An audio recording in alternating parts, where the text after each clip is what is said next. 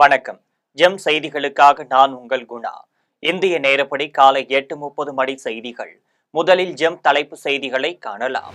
கடந்த 5 ஆண்டுகளில் 4 லட்சம் கோடி ரூபாய் அளவிற்கு திமுகவினர் கொள்ளையடித்துள்ளனர். அதிமுக பொதுச் செயலாளர் எடப்பாடி பழனிசாமி குற்றச்சாட்டு. தாவேகா தலைவர் விஜய் பற்றி பேசுவதற்கு எடப்பாடி பழனிசாமிக்கு எந்த தகுதியும் இல்லை.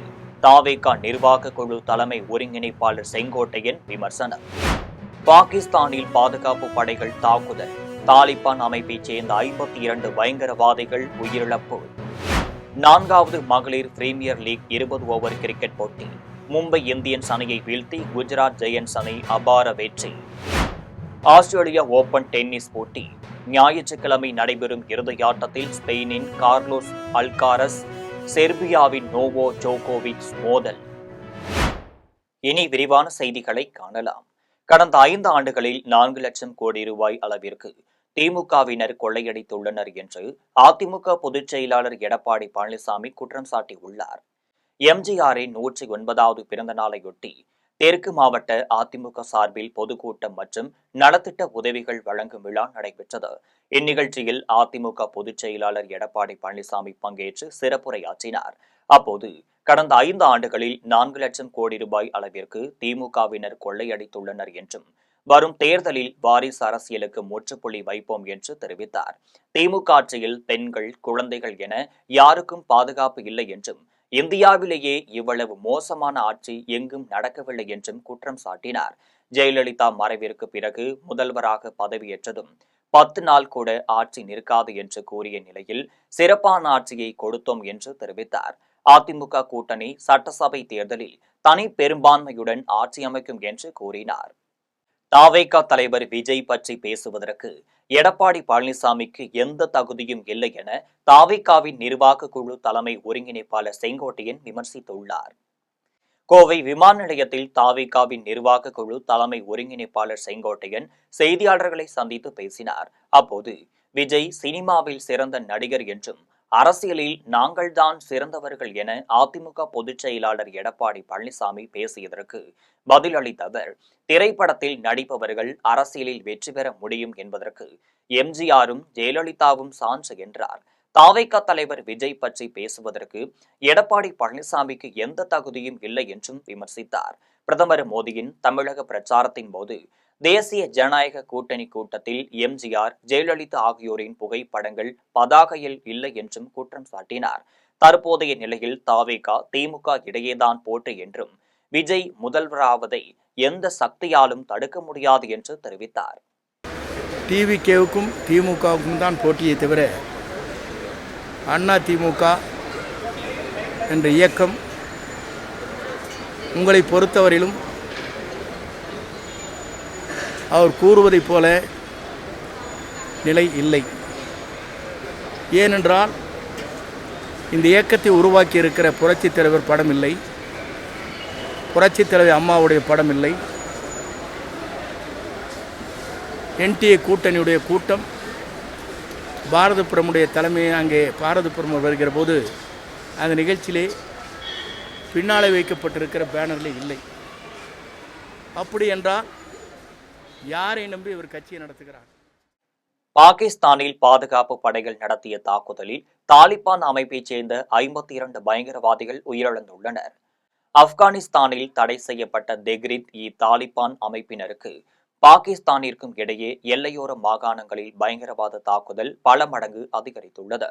இதையடுத்து பாகிஸ்தானின் பாதுகாப்பு படைகள் கடந்த 24 மணி நேர தாக்குதலில் தாலிபான் அமைப்பைச் சேர்ந்த 52 பயங்கரவாதிகள் உயிரிழந்தனர். இந்நிலையில் பாகிஸ்தானின் பாதுகாப்பு படைகளின் மீது தாக்குதல் நடத்த பயங்கரவாதிகள் திட்டமிட்டு வருவதாக கிடைத்த தகவலின் அடிப்படையில் இந்த நடவடிக்கைகள் மேற்கொள்ளப்பட்டதாக பஞ்சாப் மாகாண காவல்துறையின் பயங்கரவாத தடுப்பு பிரிவினர் தெரிவித்துள்ளனர். தொடர்ந்து பதுங்கியுள்ள பயங்கரவாதிகளை பிடிக்க பாகிஸ்தான் ராணுவம் ஹெலிகாப்டர்கள் மூலம் தீவிர கண்காணிப்பில் ஈடுபட்டு வருவதாக அறிவித்துள்ளனர். 4வது மகளிர் பிரீமியர் லீக் 20 ஓவர் கிரிக்கெட் போட்டியில் மும்பை இந்தியன்ஸ் அணியை வீழ்த்தி குஜராத் ஜெயண்ட்ஸ் அணி அபார வெற்றி பெற்றது. குஜராத் மாநிலம் வதோதராவில் 4வது மகளிர் பிரீமியர் லீக் 20 ஓவர் கிரிக்கெட் போட்டி நடைபெற்றது. இதில் குஜராத் ஜெயண்ட்ஸ், மும்பை இந்தியன்ஸ் அணிகள் மோதினர். இப்போட்டியில் டாஸ் வென்ற குஜராத் அணி பேட்டிங்கை தேர்வு செய்தது.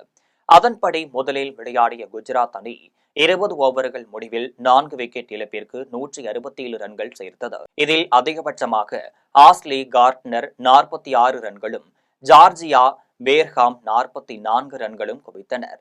இதன் பின்னர் களமிறங்கிய மும்பை அணி 20 ஓவர்கள் முடிவில் 156 ரன்கள் மட்டுமே எடுத்து தோல்வியை சந்தித்தது. சோஃபியா டேவின், ஜார்ஜியா பேக்ராம் ஆகிய தலா 2 விக்கெட்டுகள் எடுத்து வெற்றிக்கு வழிவகை செய்தனர்.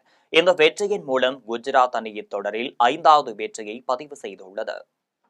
மெல்போர்னில் நடைபெறும் ஆஸ்திரேலிய ஓபன் டென்னிஸ் போட்டியின் இறுதி சுற்றுக்கு ஸ்பெயின் நாட்டின் கார்லோஸ் அல்காரஸ் முதன்முறையாக முன்னேறியுள்ளார். அவர் நோவா ஜோகோவிக்கை எதிர்கொள்கிறார். ஆஸ்திரேலிய ஓபன் டென்னிஸின் ஆடவர் ஒற்றையர் பிரிவு அரையிறுதி ஆட்டத்தில் ஸ்பெயின் நாட்டின் கார்லோஸ் அல்காரஸ், ஜெர்மனியின் அலெக்சாண்டர் சுவரேவ் ஆகியோர் விளையாடினர். ஆஸ்திரேலியா ஓபன் டென்னிஸில் வரலாற்றிலேயே நெடுநேரம் நீடித்த போட்டியாக இது வரலாற்றில் இடம்பெற்றுள்ளது. 5.5 மணி நேரம் 5 செட்டுகள் நீடித்த இந்த போட்டியில் 6-4, 7-6, 6-7, 6-7, 7-5 என்கின்ற கணக்கில் கார்லோஸ் அல்காரஸ் வெற்றி பெற்று முதன்முறையாக இறுதிப் போட்டிற்கு முன்னேறியுள்ளார். மற்றொரு அரையிறுதி ஆட்டத்தில் செர்பியாவின் நோவோ ஜோகோவிக், இத்தாலியின் ஜானிக் சின்னர் ஆகியோர் விளையாடினர். இந்த ஆட்டத்தில் 3-6, 6-3, 4-6, 6-4, 6-4 என்ற கணக்கில் நோவாக் ஜோகோவிக் வெற்றி பெற்றார். ஞாயிறன்று நடைபெறும் இறுதி ஆட்டத்தில் அல்காரஸ் நோவாக் ஜோகோவிக்கை எதிர்கொண்டு விளையாட உள்ளார். மகாத்மா காந்தியின் 78வது நினைவு நாளையொட்டி டெல்லியில் காந்தி ஸ்மிருதியில் நடைபெற்ற சிறப்பு பிரார்த்தனையில் பிரதமர் நரேந்திர மோடி கலந்து கொண்டார். டெல்லியில் பிர்லா மாளிகையில் 1948ஆம் ஆண்டு ஜனவரி 30ஆம் நாள் மாலை நடைபெற்ற பிரார்த்தனை கூட்டத்தில் மகாத்மா காந்தி நாதுராம் கோட்சேவால் சுட்டுக் கொல்லப்பட்டார். அதன் 78ஆம் ஆண்டு நினைவு நாளையொட்டி அங்கு அமைக்கப்பட்டுள்ள நினைவிடத்தில் சிறப்பு பிரார்த்தனை கூட்டம் நடைபெற்றது. இதில் பங்கேற்ற பிரதமர் மோடி காந்தி ஸ்மிருதியை சுற்றி வலம் வந்து வணங்கினார். அதன் பின்னர் நடைபெற்ற பல்சமய பிரார்த்தனை நிகழ்ச்சியிலும் அவர் கலந்து கொண்டார். இந்நிகழ்ச்சியில் குடியரசு துணைத் தலைவர் CP ராதாகிருஷ்ணனும் கலந்து கொண்டு காந்தி ஸ்மிருதியை சுற்றி வலம் வந்து வணங்கினார். இதேபோல் உத்தரப்பிரதேசம் லக்னோவில் காந்தி நினைவு நாளில் நடைபெற்ற பஜனையில் மாநில முதலமைச்சர் யோகி ஆதித்யநாத் கலந்து கொண்டார். விடியல் பேருந்து, மகளிர் உரிமை தொகை உள்ளிட்ட திமுக அரசின் திட்டங்களை விமர்சித்த எடப்பாடி பழனிசாமி இப்போது அதே போன்ற உறுதிமொழிகளை அளித்துள்ளதாக அமைச்சர் ரகுபதி தெரிவித்துள்ளார். புதுக்கோட்டை மாவட்டம் திருமயம் சட்டமன்ற தொகுதிக்குட்பட்ட கோட்டையூரில் புலிவளம், மேலூர், அரசம்பட்டி, இளஞ்சவூர் ஆகிய ஊர்களில் அமைச்சர் ரகுபதி நலத்திட்ட உதவிகளை வழங்கினார். அதன் பின் பேசிய அவர், மகளிருக்கு மாதம் 1000 ரூபாய் வழங்குவதாக திமுக தேர்தல் அறிக்கையில் உறுதிமொழி கூறிய போது அதை எடப்பாடி பழனிசாமி விமர்சித்ததாகவும் கூறினார். இப்போது மகளிருக்கு மாதம் 2000 ரூபாய் தருவதாக எடப்பாடி பழனிசாமி உறுதியளித்துள்ளதையும் சுட்டிக்காட்டினார். தேர்தலுக்காக எடப்பாடி பழனிசாமி நாள்தோறும் புது அறிவிப்புகளை வெளியிட்டு வருவதாகவும் அமைச்சர் ரகுபதி தெரிவித்தார். ஊழல் செய்து சிறைக்கு சென்றவர்கள்தான் அதிமுகவினர் என்று அமைச்சர் தாமு அன்பரசன் விமர்சித்துள்ளார். சென்னை சைதாப்பேட்டை சட்டமன்ற தொகுதிக்குட்பட்ட கோட்டூர்புரத்தில் 307 கோடி ரூபாய் மதிப்பீட்டில் கட்டப்பட்டு வரும் 1800 அடுக்குமாடி குடியிருப்புகளின் கட்டுமான பணிகளை அமைச்சர் தாமு அன்பரசன், மா சுப்பிரமணியன் ஆகியோர் ஆய்வு செய்தனர். அதன் பின் அமைச்சர்கள் செய்தியாளர்களிடம் பேசுகையில், இந்த 54 வருஷத்தில் கட்டப்பட்ட வீடுகள் தட்பவெட்ப சூழ்நிலையில் நீண்ட நாள் பயன்பாட்டின் காரணமாக சிதிலமடைந்த நிலையில் இருக்கிற போது மக்களை வாழ தகுதியில்லாத அந்த நிலையை உணர்ந்த நம்முடைய மாநில தமிழ்நாடு முதலமைச்சர்கள் அந்த வீடுகளெல்லாம் அப்புறப்படுத்திவிட்டு புதிய வீடுகள் கட்டி யார் யாரெல்லாம் குடியிருக்கிறார்களோ அவர்களுக்கே வழங்க வேண்டும் என்று உத்தரவிட்டு, ஏற்கனவே கலைஞர் அவர்கள் 1970ஆம் ஆண்டு கட்டப்பட்ட போது இந்த ஒரு வீட்டினுடைய சதுரடி எவ்வளோன்னு சொன்னால் 213 சதுரடி தான். இந்த குடியிருப்பில் வந்து 3+2 74 பிளாக்ல 1476 வீடு இருந்தது பழசில். இன்றைக்கு இப்போது வந்து 1800 வீடு கட்டியிருக்கிறோம். விருதுநகரில் கண்மாய் வரத்துக்கு கால்வாய்களை தூர்வாரி சீரமைக்கும் பணிகளை அமைச்சர் தங்கம் தென்னரசு தொடங்கி வைத்தார். விருதுநகர் மாவட்டம் திருச்சுழி, காரியாப்பட்டி வட்டங்களுக்குட்பட்ட ஆனைக்குளம், மானூர், மறையூர், வீரக்குடி, மேலப்பருத்தியூர், நாளூர், வக்கனாங்குண்டு முஸ்டக்குறிச்சி கண்மாய்கள் வரத்து கால்வாய்களில் 9,50,00,000 ரூபாய் மதிப்பீட்டில் 8.3 கிலோமீட்டர் தூரம் தூர்வாரி சீரமைக்கும் பணிகள் நடைபெற்று உள்ளது. இதற்கான பூமி பூஜையில் நிதியமைச்சர் தங்கம் தென்னரசு கலந்து கொண்டு பணிகளை தொடங்கி வைத்தார். இந்நிகழ்ச்சியில் குண்டாறு வடிநிலை கோட்ட அதிகாரிகள், வட்டாட்சியர் உள்ளிட்ட அரசு அலுவலர்கள் கலந்து கொண்டனர். பட்டு வளர்ச்சி துறைக்கு முதலமைச்சர் 146 கோடி ரூபாய் நிதி வழங்கியிருப்பதாக அமைச்சர் ராஜேந்திரன் தெரிவித்துள்ளார். சேலத்தில் பட்டு வளர்ச்சி துறை சார்பில் 3050 பட்டு விவசாயிகளுக்கு 36 கோடியே 48 லட்சம் மதிப்பில் நலத்திட்ட உதவிகள் வழங்கப்பட்டனர்.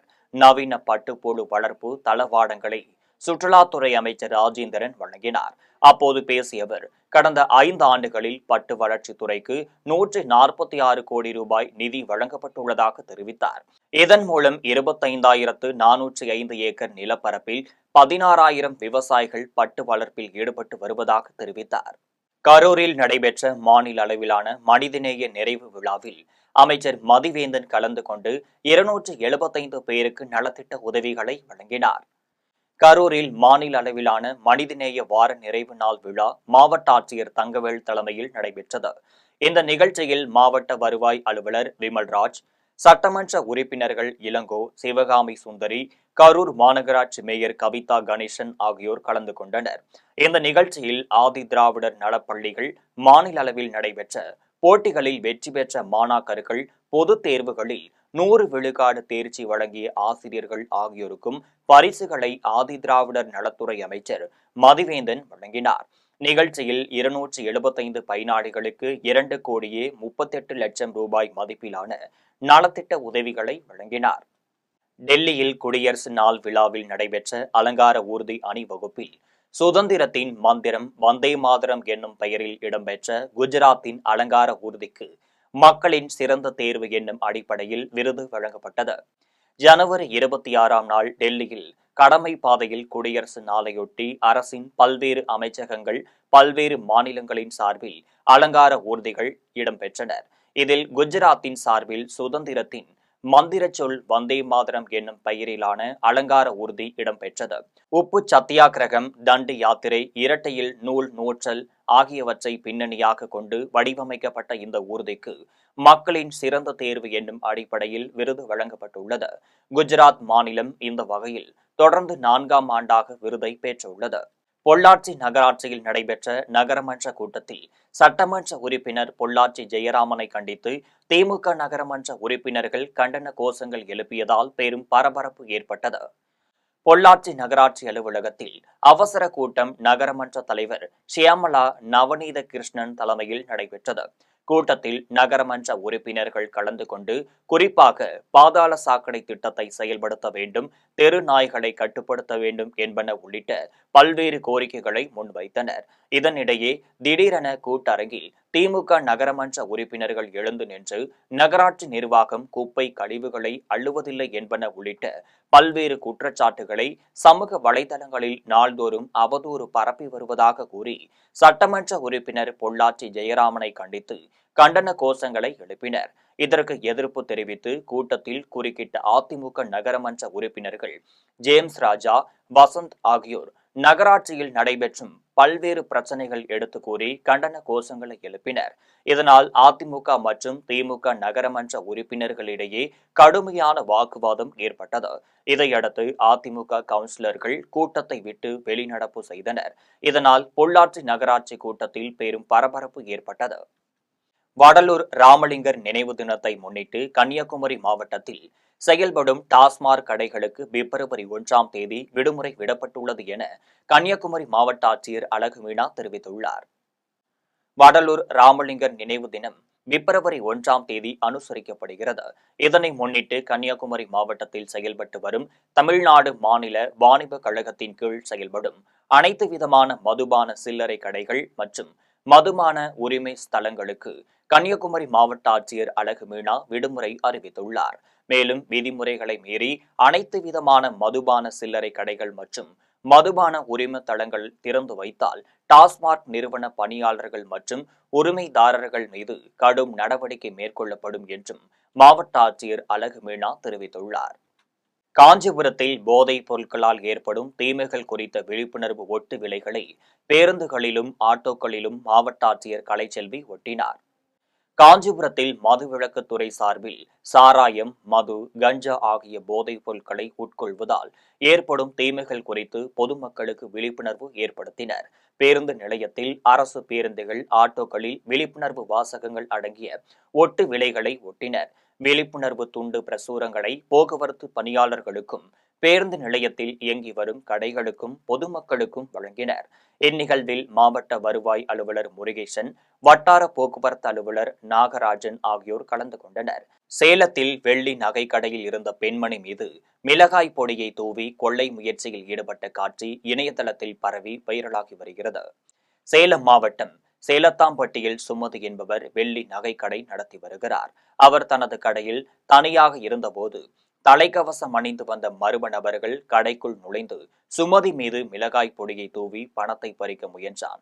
இதனால் பதறிய சுமதி அலறி கூச்சலிட்டுள்ளார். சத்தம் கேட்டு அருகில் இருந்தவர்கள் ஓடி வந்ததால் கொள்ளையன் தனது இருசக்கர வாகனத்தில் தப்பி சென்றுள்ளான். இது தொடர்பான சிசிடிவி காட்சிகள் இணையதளத்தில் வெளியாகி பரபரப்பை ஏற்படுத்தியுள்ளது. இதனைத் தொடர்ந்து காவல்துறையினர் சிசிடிவி காட்சிகளை கொண்டு கொள்ளையனை தேடி வருகின்றனர். தங்கம், வெள்ளி விலை நாளுக்கு நாள் தொடர்ந்து அதிகரித்து வரும் நிலையில் சேலம் சுற்றுவட்டார பகுதிகளில் உள்ள நகை கடைகளில் இதுபோன்ற திருட்டுகள் அதிகரித்து வருவது குறிப்பிடத்தக்கது.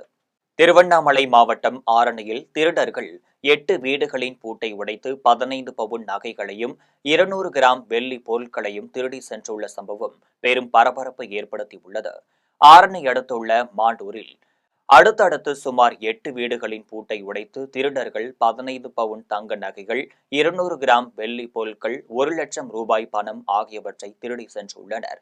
உறவினர் வீட்டு விழாக்களுக்கு சென்ற நேரத்தில் திருடர்கள் இரவோடு இரவாக கொள்ளையடித்து சென்றுவிட்டதாக பாதிக்கப்பட்டவர்கள் வேதனையுடன் தெரிவித்துள்ளனர். இதுகுறித்து காவல்துறையினர் வழக்கு பதிந்து தீவிர விசாரணை மேற்கொண்டு வருகின்றனர். திருவள்ளூர் ரயில் நிலையம் அருகே விற்பனைக்காக வைத்திருந்த 8 கிலோ கஞ்சாவை பறிமுதல் செய்த காவல்துறையினர் 2 பேரை கையும் களவுமாக கைது செய்தனர்.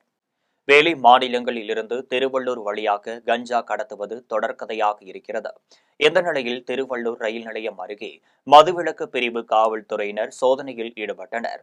அப்போது சந்தேகத்திற்கு இடமாக நின்ற இளைஞரை பிடித்து விசாரித்ததில் அவர் ஒடிசா மாநிலத்தைச் சேர்ந்த ஜகத் பத்ரா என்பதும், அவர் வைத்திருந்த பையில் 8 கிலோ கஞ்சா இருப்பதும் தெரிய வந்தது. இதையடுத்து அவரை கைது செய்து அவரிடம் இருந்து 8 கிலோ கஞ்சாவையும் பறிமுதல் செய்தனர். அவரிடம் விசாரித்ததில் ராஜஸ்தான் மாநிலத்தைச் சேர்ந்த நரேஷ்குமாரையும் கைது செய்தனர். இருவரும் வெளி மாநிலங்களில் இருந்து கடத்தி வரும் கஞ்சாவை திருவள்ளூர் சுற்றுவட்டார பகுதிகளில் உள்ள பள்ளி, கல்லூரி மாணவர்களுக்கும் இளைஞர்களுக்கும் விற்பனைக்கு கொண்டு வந்தது தெரிய வந்தது. இதையடுத்து இருவரையும் நீதிமன்றத்தில் நிறுத்தி புழல் மத்திய சிறையில் அடைத்தனர். செங்கல்பட்டு மாவட்டம் கல்பாக்கம் நகரியத்தில் ஒப்பந்த தூய்மை பணியாளர்கள் தொடர்ந்து 2வது நாளாக வேலை நிறுத்தத்தில் ஈடுபட்டனர். செங்கல்பட்டு மாவட்டம் கல்பாக்கம் நகரியத்தில் ஒப்பந்த அடிப்படையில் 110 பேர் தூய்மை பணியில் ஈடுபட்டுள்ளனர். இவர்களுக்கு கடந்த 2 ஆண்டுகளாக போனஸ் வழங்காமலும், பிடித்தம் வருங்கால வைப்பு நிதியில் கணக்கில் செலுத்தாமலும் இருந்துள்ளனர். இந்த நிலையில் போனஸ் வழங்க கோரியும், வருங்கால வைப்பு நிதியை செலுத்த கோரியும் CITU சார்பில் நகரியத்தில் உள்ள GSO அலுவலகம் முன் வேலைநிறுத்த போராட்டத்தில் ஈடுபட்டனர். தொழிலாளர்களுடன் GSO நிர்வாகம் பேச்சு நடத்தி போனஸ் வழங்குவதாக உறுதியளித்தனர். இதையடுத்து வேலை நிறுத்தத்தை தற்காலிகமாக ஒத்திவைப்பதாக தொழிலாளர்கள் தெரிவித்தனர். வணக்கம். இந்திய தொழிற்சங்க மையம் CITUடைய செங்கல்பட்டு மாவட்ட துணைத் தலைவர் பழனிசாமி. நான் இங்கே கல்பாக்கத்தில் அணுசக்தி துறையில் கல்பாக்கம் நகரியத்தில் இருக்கக்கூடிய தூய்மை பணியாளர்கள் 100 பேர் வேலை செய்கிறாங்க. அவர்களுக்கு உரிய முறையான சம்பளம் மாதம் வழங்கப்படுவதில்லை. விருதுநகர் மாவட்டத்தில் உள்ள கரிசல் காட்டில் மலைப்பகுதி பயிர்களை விளைவித்து இயற்கை விவசாயி ராமச்சந்திரன் இளம் தலைமுறையினருக்கு முன்னோடியாக விளங்கி வருகிறார். விவசாயம் என்றால் நஷ்டம், இளைஞர்களுக்கு விவசாயம் தேவையில்லை என்றெல்லாம் சமூகத்தில் நிலவி வரும் தவறான எண்ணங்களை முழுமையாக முறியடித்து விவசாயமே எதிர்காலம் என்பதை நிரூபித்து வருகிறார் விருதுநகர் மாவட்டம் காரியம்பட்டி அருகே உள்ள மாந்தோப்பைச் சேர்ந்த இயற்கை விவசாயி ராமச்சந்திரன். மழையை மட்டுமே நம்பி விவசாயம் செய்ய வேண்டிய வானம் பார்த்த கரிசல் காட்டு பூமியில் இவர் கேரட், பீட்ரூட், முள்ளங்கி, முட்டகோஸ், காலிஃபிளவர் ஆகியவற்றை பயிரிட்டு விளைவித்து வியப்பில் ஆழ்த்தியுள்ளார். கடந்த ஆண்டு பட்டர் பீன்ஸ் மற்றும் சோயா பீன்ஸ் ஆகியவற்றை சோதனை முறையில் பயிரிட்டு 3 மாதங்களிலேயே அதிக விளைச்சலும் குறிப்பிடத்தக்க லாபமும் பெற்றது உள்ளூர் விவசாயிகளிடையே பெரும் கவனத்தை ஈர்த்துள்ளது. இந்த ஆண்டில் மேலும் ஒரு புதிய முயற்சியாக மிதமான வெப்பநிலையில் வளரக்கூடிய நூக்கல்ஸ் பயிர்களை கரிசல் பூமியில் பயிரிட்டு வெற்றிகரமாக அறுவடை செய்து மீண்டும் ஒரு சாதனையை நிகழ்த்தியுள்ளார். இதன் தொடர்ச்சியாக அடுத்த ஆண்டு 2 ஏக்கர் பரப்பளவில் நூக்கல் பயிரிட திட்டமிட்டுள்ளதாகவும் தெரிவித்துள்ளார். அந்த வருஷம் தான் என் பேர குழந்தை புதுசாக உருவு பண்ணியிருக்காங்க. இந்த நூக்கள்லாம் இதை போட்டு பார்க்க சொன்னேன். பனி தாங்கக்கூடிய அந்த மாநிலத்தோட மல்லி, பீன்ஸு, இந்த நூக்கல், இந்த காய்கறி எல்லாம் இந்த வட்டம் புதுமையாக விளைய வச்சு என் முன்னுக்கு அமோகமாக இந்த வட்டத்தினுடைய விவசாயத்தை எனக்கு ஒரு ஊக்குவிச்ச மாதிரி எனக்கு ரொம்ப சந்தோஷமாக இருக்குது. 3வது தலைமுறை விவசாயத்தில் இறங்கி இவ்வளோ தூரம் ஆர்வமாக செய்கிறாங்கன்னா, இவ்வளோ போலயே உலகத்தில் ஒரு ஊருக்கு 1000 ஏக்கர் இருக்குன்னா 200 ஏக்கர் தான் விவசாயத்தில் இருக்குது, 800 ஏக்கர் தரிசாக கிடக்கு. அரசாங்கம் எத்தனையோ தொழில்கள், விளையாட்டுகளை பாராட்டுது. இந்த மாதிரி இளம் விவசாயிகளை. திருவண்ணாமலை மாவட்டம் செங்கத்தில் தாயின் கள்ளக்காதலனால் 14 வயது பள்ளி மாணவி கர்ப்பமானது அதிர்ச்சியை ஏற்படுத்தியுள்ளது. செங்கத்தைச் சேர்ந்த 35 வயது பெண் தனது கணவரை பிரிந்து வாழ்ந்து வருகிறார். அவருக்கு அதே ஊரைச் சேர்ந்த குணசேகரன் என்பவருடன் பழக்கம் ஏற்பட்டு அவருடன் குடும்பம் நடத்தி வந்துள்ளார். இந்நிலையில் வீட்டில் இருந்த 9ஆம் வகுப்பு படித்து வரும் மாணவியின் மீது குணசேகரின் பார்வை விழுந்துள்ளது. தாய்க்கு தெரிந்தே அந்த சிறுமிக்கு குணசேகரன் பாலியல் வன்கொடுமை செய்துள்ளார். இதன் விளைவாக அந்த சிறுமி 7 மாதம் கர்ப்பமாகியுள்ளார். சிறுமி கர்ப்பமாக இருப்பதை அறிந்த தாய் அவளை செங்கம் அரசு மருத்துவமனைக்கு பரிசோதனைக்காக அழைத்து சென்றுள்ளார். சிறுமியை பரிசோதித்த மருத்துவர்கள் அவள் 7 மாத கர்ப்பமாக இருப்பதை உறுதி செய்து அதிர்ச்சியடைந்தனர். உடனடியாக மருத்துவமனை இதுகுறித்து செங்கம் காவல் நிலையத்திற்கு தகவல் தெரிவித்தது. விசாரணையில் சிறுமியின் கர்ப்பத்திற்கு காரணம் தாயின் கள்ளக்காதலன் என்பது தெரியவந்தது. இதனால் சிறுமியின் கர்ப்பத்திற்கு காரணமான குணசேகரனை காவல்துறையினர் போக்சோ சட்டத்தின் கீழ் கைது செய்து சிறையில் அடைத்தனர். தாயின் துணையோடு மகளுக்கு இழக்கப்பட்ட இந்த அநீதி அப்பகுதியில் பெரும் அதிர்வலைகளை ஏற்படுத்தியுள்ளது. சென்னையில் வீட்டின் பூட்டை உடைத்து நகைகளையும் பணத்தையும் திருடிய 2 பேரை காவல்துறையினர் கைது செய்தனர். சென்னை மதுரவாயல் சொக்கநாதன் நகரில் வீடு வைத்திருக்கும் ஆண்டோனின் ஆவிஷ்மேன் என்பவர் பெங்களூரில் வேலை செய்து வருகிறார். ஆளில்லாத இவரது வீட்டை உறவினரான ஜஸ்டின் சேவியர் என்பவர் அடிக்கடி சுத்தம் செய்து வந்துள்ளார். இந்நிலையில் ஜனவரி 13ஆம் நாள் வீட்டை சுத்தம் செய்ய வந்தபோது பூட்டு, பீரோ உடைக்கப்பட்டிருப்பதை கண்டு அதிர்ச்சியடைந்தார். இது தொடர்பாக காவல் நிலையத்தில் புகார் அளித்ததின் பேரில் காவல்துறையினர் ஆய்வு செய்தனர். அப்போது வீட்டிலிருந்து 125 கிராம் தங்க மோதிரங்கள், கம்மல்கள், நாணயங்கள், 3 லட்சம் ரூபாய் பணம் ஆகியவை களவு போனது தெரிய வந்தது. இதனைத் தொடர்ந்து கைரேகை நிபுணர்கள் உதவியுடன் தீவிர விசாரணை நடத்தி வந்தனர். இது தொடர்பாக திருவள்ளூர் மாவட்டத்தைச் சேர்ந்த சகோதரர்கள் கண்ணன், முகேஷ் ஆகிய இருவரையும் கைது செய்தனர். அவர்களிடம் இருந்து 49 கிராம் தங்க நகைகள், 25,000 ரூபாய் பணம் ஆகியவற்றை மீட்டனர். திருட்டிற்கு பயன்படுத்திய 2 இருசக்கர வாகனங்களையும் பறிமுதல் செய்து இருவரையும் நீதிமன்றத்தில் நிறுத்தி சிறையில் அடைத்தனர். செங்கம் அருகே வெறிநாய் கடித்து குதறியதில் காயமடைந்த 15க்கும் மேற்பட்டோர் அரசு மருத்துவமனையில் சிகிச்சைக்கு அனுமதிக்கப்பட்டுள்ளனர். திருவண்ணாமலை மாவட்டம் செங்கம் அடுத்த இறையூரில் வெறிநாய் அப்பகுதியில் உள்ளவர்களை துரத்தி கடித்ததில் குழந்தைகள், பெண்கள் உட்பட 17 பேருக்கு பலத்த காயம் ஏற்பட்டது. பின்னர் வெறிநாய் கடித்தவர்களை மீட்டு செங்கம் அரசு மருத்துவமனையில் சிகிச்சைக்காக அனுமதித்துள்ளனர். ஒரே பகுதியைச் சேர்ந்த 17 பேரை வெறிநாய் கடித்து சிகிச்சைக்காக அனுமதித்தது செங்கம் பகுதியில் பெரும் பரபரப்பை ஏற்படுத்தியுள்ளது.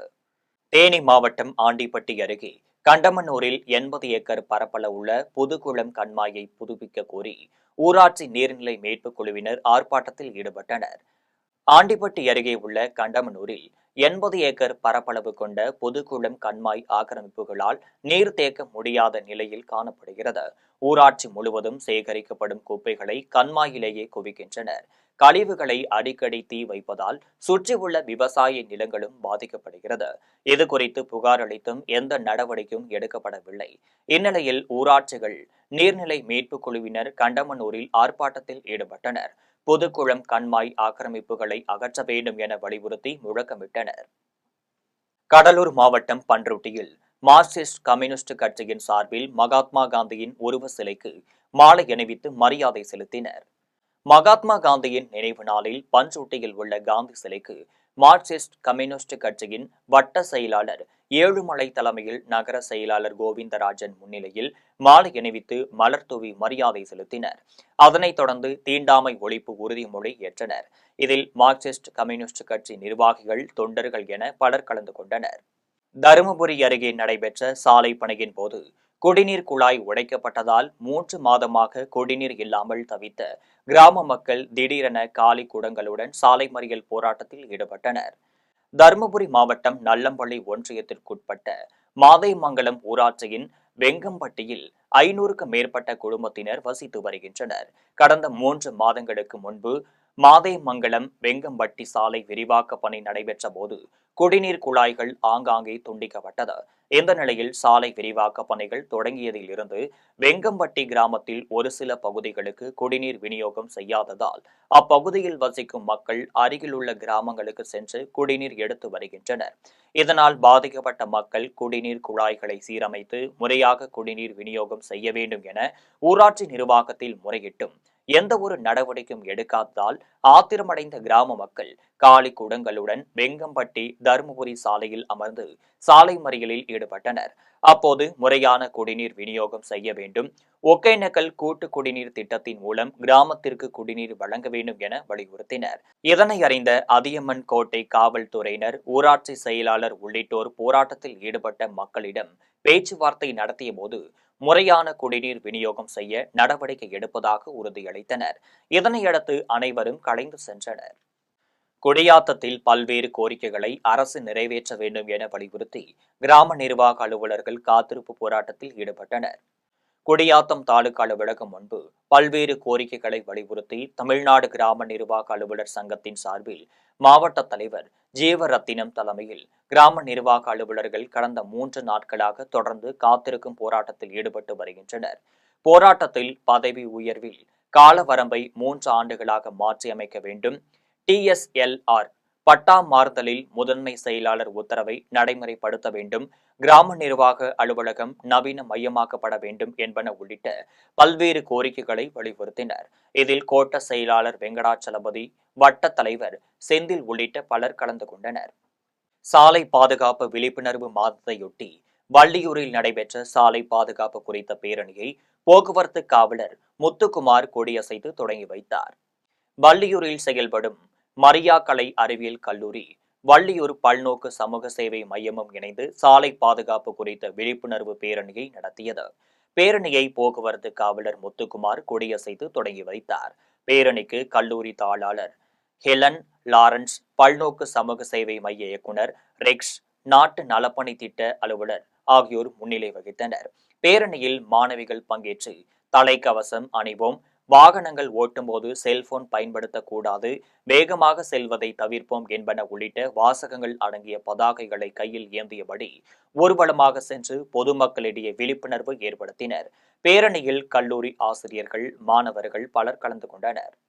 கிருஷ்ணராயபுரம் அருகே கருப்பூரில் அமைந்துள்ள மாரியம்மன் திருக்கோவிலில் கும்பாபிஷேக விழா வெகு விமரிசையாக நடைபெற்றது. கரூர் மாவட்டம் கிருஷ்ணராயபுரம் அடுத்த கருப்பூர் கிராமத்தில் ஸ்ரீ செல்வ விநாயகர், ஆதி விநாயகர், மாரியம்மன், காளியம்மன், பகவதி அம்மன், கருப்பண்ணசுவாமி ஆகிய தெய்வங்கள் வீற்றுள்ள ஆலயம் அமைந்துள்ளது. இக்கோவிலை புனரமைத்து கும்பாபிஷேக விழா நடத்துவது என ஊர் பொதுமக்கள் முடிவெடுத்து கோவில் புனரமைப்பு பணிகளில் ஈடுபட்டனர். புனரமைப்பு பணிகள் நிறைவடைந்ததை அடுத்து இன்று கும்பாபிஷேக விழா சிறப்பாக நடைபெற்றது. விழாவின் முன்னதாக மாயனூர் காவிரி ஆற்றிலிருந்து புனித நீர் கொண்டு வரப்பட்டது. அதனைத் தொடர்ந்து மகா கணபதி பூஜை, விக்னேஸ்வர பூஜை, வாஸ்து சாந்தி பூஜை, நாடி சந்தனம், லட்சாத்திரை, பூர்ணாகாதி உள்ளிட்ட பூஜைகள் நடைபெற்றது. அதன் பின்னர் யாகத்தில் பூஜிக்கப்பட்ட புனித நீரை சிவச்சாரியர்கள் மேளதாள வாத்தியங்களுடன் கோவிலின் கோபுரத்திற்கு எடுத்து சென்று கலசத்தின் மீது ஊற்றி கும்பாபிஷேகத்தை சிறப்பாக நடத்தினர். அதன் பின்னர் கோவிலில் திரண்டிருந்த பக்தர்கள் மீது புனித நீரை தெளித்தனர். விழாவில் கருப்பூர் கிராமத்தை சுற்றியுள்ள ஆயிரக்கணக்கான பொதுமக்கள் கலந்து கொண்டு சுவாமி தரிசனம் செய்தனர். மீண்டும் ஜெம் தலைப்பு செய்திகள்.